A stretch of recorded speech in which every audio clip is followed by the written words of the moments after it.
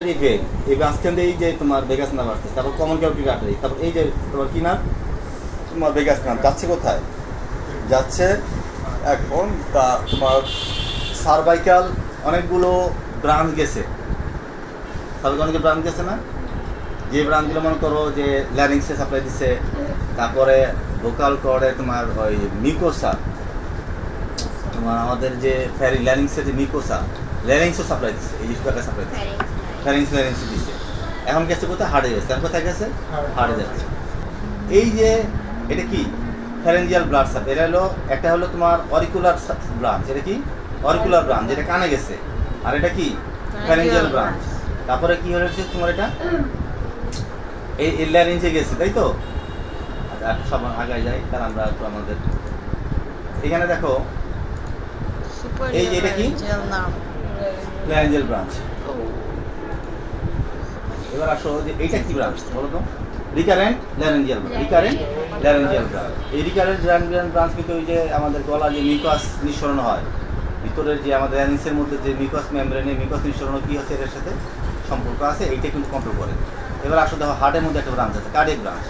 এই cardiac branch কি করতেছে হার্টের মাসেলে সাপ্লাই দিচ্ছে। হ্যাঁ, এখন এই কার্ডিয়াক মাসেলগুলো যে রিল্যাক্স হচ্ছে, হার্টের হার্ট বিট যদি তোমার বাড়ে তাহলে সিম্প্যাথিক না ব্রাঞ্চ, আর হার্টের বিট কমায় এসএ নোড। এখানে একটা নোড আছে, এই খেয়াল করো এই যে একটা নোড এসএ নোড, তারপর কি এবি নোড, তারপর পার্কিনসন ফাইবার্স, ঠিক আছে, বান্ডেল আর পার্কিনসন ফাইবার্স। তাহলে এসএ নোড আমাদের হার্ট যে লাভডাপ করতেছে, এই যে বিট, এই যে ইলেকট্রিক সাপ্লাই, এই যে তোমার সিগন্যাল কে দিচ্ছে এসএ নোড দিচ্ছে, কিছু কে দিচ্ছে এসএ নোড। কারণ এসএ নোড যদি সিম্প্যাথেটিক অ্যাক্টিভিটি বাড়ে তাহলে এসএ নোডের কী হবে হার্টবিট 120, 140, 150 হবে।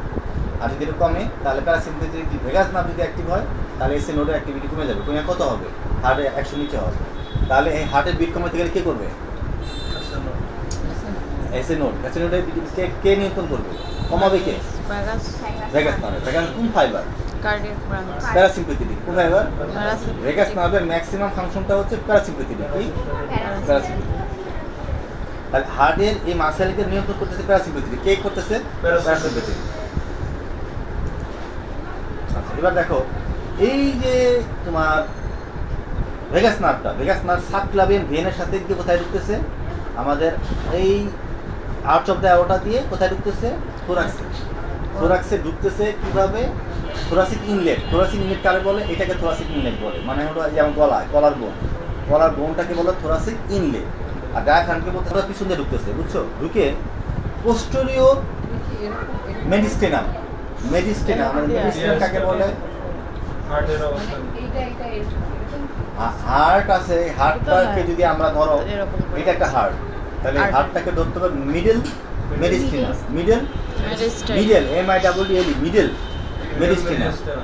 তাহলে এইটার সামনে আঙ্গুলগুলো হলো অ্যান্টেরিয়র মেডিস্টেনাম, পিছনে হলো পোস্টেরিয়র মেডিস্টেনাম, আর একটা লেটারাল মেডিস্টেনাম, পিছনে হলো লেটারাল মেডিস্টেনাম।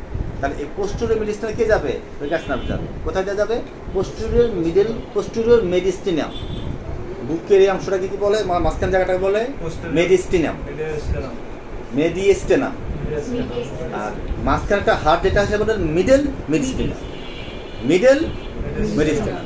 তাহলে ভেগাস নার্ভ কোথায় যাচ্ছে, পোস্টেরিয়র মেডিস্টেনাম যাচ্ছে, যাইয়া কোথায় যাচ্ছে আবার লাংস মনে করি এটা লাংস, ধরো আমার লাংসের মাঝখানে যেটা বলে কি বলে হাইলাম বলে, কি বলে হাইলামের যে root of the hilum side দিয়ে ভেগাস নার্ভটা নিচে নামতেছে, কোথায় যাচ্ছে আমাদের যেই অ্যাবডোমেন, ধরো এটা আমার এই হাতটা অ্যাবডোমেন 3টা ছিদ্র আছে, কটা ছিদ্র আছে 3টা, ধরো এ একটা ওপেনিং, ধরো এ একটা ওপেনিং, ধরো এ একটা ওপেনিং, 3টা ওপেনিং দেখে যাচ্ছে ছিদ্র দিয়া ভেগাস নার্ভ পেটে ঢুকতেছে, কোথায় ঢুকতেছে পেটে ঢুকে একটা পার্ট যেতেছে কোথায় লিভারে, ডান দিকে লিভারে দিতেছে, তারপর গলব্লাডারে দিতেছে, আর এই পাশে পাকস্থলীতে দিতেছে, আর দিতেছে তোমার সিলিয়াক ট্রাঙ্কটাই হচ্ছে তোমার ব্লাড সার্কুলেশন, স্টোমাকে দিচ্ছে, স্টোমাকে দিচ্ছে, কে দিচ্ছে ভেগাস নার্ভ।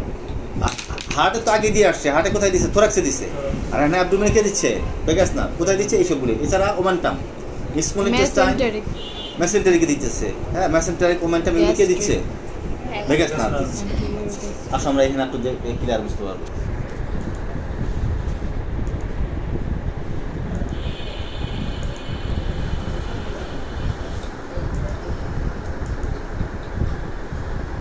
এই যে দেখো, এই যে এটা রুট অফ দ্য হাইলাম, এটাকে কি বলতেছে লাংসের, এটা লাংসের অংশ কি দেখো, হার্টের সাইডে, হার্টের পিছন সাইডে একটা ক্রস করোনার সেকশন বোঝাচ্ছে।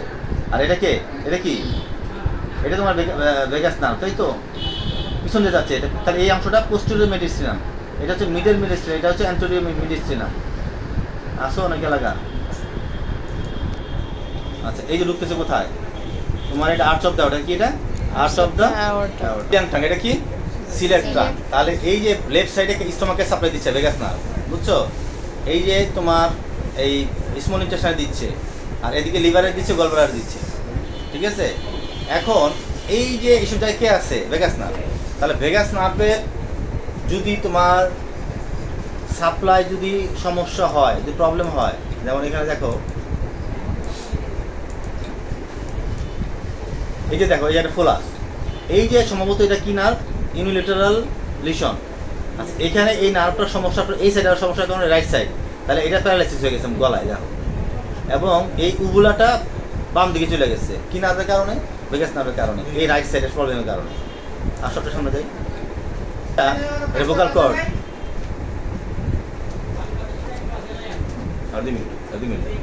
এটা কি, এটা হলো ভোকাল, এটা কি ভোকাল কর্ড। আর এই যে মাসেলটা দেখো, এটা কোন দিকে চলে যাচ্ছে তোমার, এটা কোন দিকে টানতেছে, লেফট সাইড টানতেছে, কেন, তার প্যারালাইসিস হয়ে গেছে। কি হয়েছে, এটা প্যারালাইসিস হয়ে গেছে, কেন হয়েছে, নার্ভের কারণে, কোন নার্ভ, ভেগাস নার্ভের কারণে। আচ্ছা, তাহলে আমরা মধ্যে ভেগাস নার্ভ আছে, ভেগাস নার্ভের নাম হচ্ছে প্যারাসিম্প্যাথেটিক, মানে কুল ডাউন, কি আমাদের কুল ডাউন, আর সিম্প্যাথেটিক হচ্ছে অ্যাক্টিভিটি বাড়ানো। তাহলে যখন তাই আমরা সবসময় ভেগাস নার্ভকে স্টিমুলেশন দিব, স্টিমুলেশন দিকে আমরা কুল ডাউন হবে, আমাদের স্ট্রেস কমবে। আর ভেগাস নার্ভ স্টিমুলেশন না হওয়া মানেই হলো, না হওয়া মানে হলো আমরা হাইপার হয়ে যাওয়া। কি হচ্ছে, আমরা হাইপার হচ্ছি। তাহলে যখন ডিপ ব্রিদিং নিতেছি, তখন আমাদের কি হচ্ছে, আমার এই লাংসের মাধ্যমে প্যারাসিম্প্যাথেটিক অ্যাক্টিভ হচ্ছে, কি লিখতেছে, প্যারাসিম্প্যাথেটিক অ্যাক্টিভ হচ্ছে, যেখানে আমি কুল ডাউন হচ্ছি। আর যখন প্যারাসিম্প্যাথেটিক অ্যাক্টিভ হবে, আমার হার্ট রেট কমবে, হার্ট রেট আমার কমবে। এবার আসো কান, কানে যদি এই জায়গায় আছে ট্রিগার, এই ট্রিগারে যে 9 সেকেন্ড 90 সেকেন্ড ধরে রাখি এরকম, তাহলে আমার ভেগাস নার্ভ খুব দ্রুত স্টিমুলেশন হবে। ভেগাস নার্ভ স্টিমুলেশন করতে চাচ্ছি কেন, প্যারাসিম্প্যাথেটিক অ্যাক্টিভিটি বাড়ার জন্য। কি জন্য, বাড়ার জন্য। এখন আমি যখন নাক দিয়ে শ্বাস নিচ্ছি, আমি এই যে নিচ্ছি, এটা যখন আমার নাকের মধ্যে কে আছে, প্যারাসিম্প্যাথেটিক আছে, ওর ফ্যারাইসিস আছে, তখন ওই প্যারাসিম্প্যাথেটিক কি হচ্ছে, অ্যাক্টিভ হচ্ছে। আমি গলা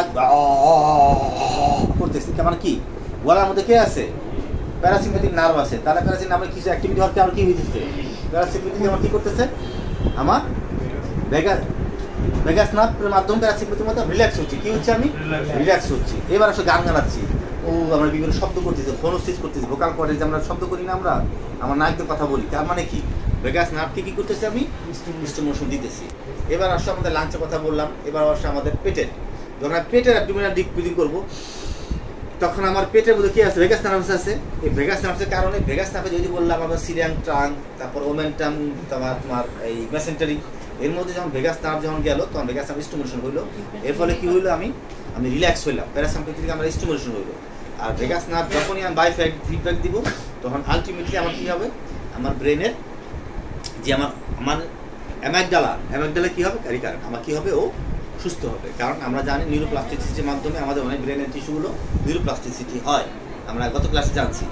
এইভাবেই আমরা কি করতে পারি, এই ভেগাস নার্ভকে আমরা স্টিমুলেশন দিয়ে আমরা কি করতে পারি, আমরা রিল্যাক্স হতে পারি, এবং আমাদের অ্যামাগডালাকে আমরা কারেকশন করতে পারি।